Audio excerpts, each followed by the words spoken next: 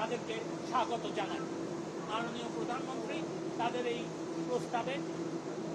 প্রস্তাবকে অভিনন্দন জানিয়েছেন এবং তাদের এই প্রস্তাবের প্রেক্ষিতে মাননীয় প্রধানমন্ত্রী তাদের সাথে আলোচনা করার জন্য আমাকে মানে আইনমন্ত্রীকে এবং শিক্ষামন্ত্রী জনাব মহিবুল হাসান চৌধুরী এমপি তাকে দায়িত্ব দিয়েছেন।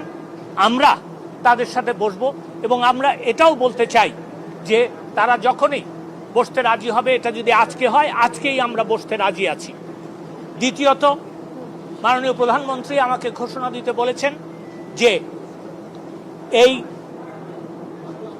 আগামী 7ই অগস্ট 2024 সালে যে মামলাটা শুনানির কথা ছিল সেই শুনানিটা এগিয়ে আনার জন্য ব্যবস্থা নিতে। আমি সেই মর্মে